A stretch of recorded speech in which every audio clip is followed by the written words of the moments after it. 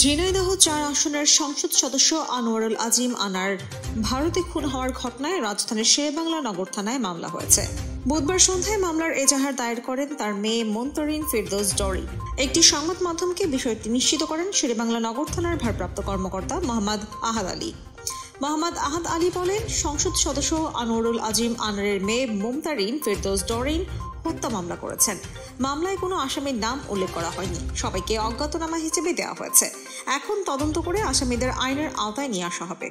ঝিনাইদহ ৪ আসনের সংসদ সদস্য ও কালীগঞ্জ উপজেলা আওয়ামী লীগের সভাপতি আনোয়ারুল আজিম কলকাতায় খুন হন বলে বুধবার সকালে জানায় সেখানকার বিভিন্ন গণমাধ্যম। আনোয়ারুল আজিম আনারের মৃত্যুতে শোক জানিয়েছেন প্রধানমন্ত্রী শেখ হাসিনা। বুধবার ২২ মে এক শোক বার্তায় প্রধানমন্ত্রী আনোয়ারুল আজিমের মৃত্যুতে গভীর শোক ও দুঃখ প্রকাশ করেন।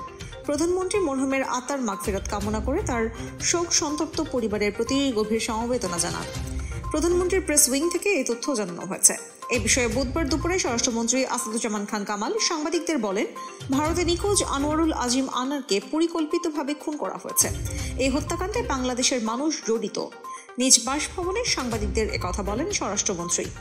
তিনি বলেন, সকালে ভারতীয় পুলিশ আমাদের জানিয়েছে এমপি আনোয়ারুল আজিম খুন হয়েছে। ভারতীয় পুলিশ যে তথ্য আমাদের দিয়েছিলেন সেই তথ্য অনুযায়ী বাংলাদেশ পুলিশ ৩ জন অপরাধীকে ধরেছে। তাদেরকে জিজ্ঞাসাবাদ চলছে, তদন্ত চলছে। নিহত এমপির মেয়ে বলেন, আমার কোনো ভাই নেই, আমরা 2 বোন। বড় বোন ডক্টর, আমি LLB পড়ছি। আমি ইউনিভার্সিটি অব লন্ডনের আন্ডারে LLB পড়ছি। আমি নিজেই আজ এখানে মামলা করতে এসেছি। ডিবি পুলিশ আমাকে আন্তরিকতার সঙ্গে বিষয়টি দেখছে বলে জানিয়েছে। তিনি আরও বলেন, আমার বাবাকে হত্যা করা হয়েছে, এটা শুনে আমি ডিবি প্রধান হারুন আঙ্কেলের কাছে এসেছি। তারা 3 জনকে ধরেছেন, মূলত আমিই মামলা করব। ডিএমপির কমিশনার, ডিবি প্রধান ও প্রধানমন্ত্রীর সঙ্গে আমার কথা হয়েছে। সবাই আমাকে আশ্বস্ত করেছে ডিবি আন্তরিকতার সঙ্গে বিষয়টি দেখছে। তিনি বলেন, আমার বাবাকে যারা হত্যা করেছে তাদের ফাঁসি দেখতে চাই, যারা আমার বাবাকে হত্যা করেছে তাদের আমি দেখতে চাই।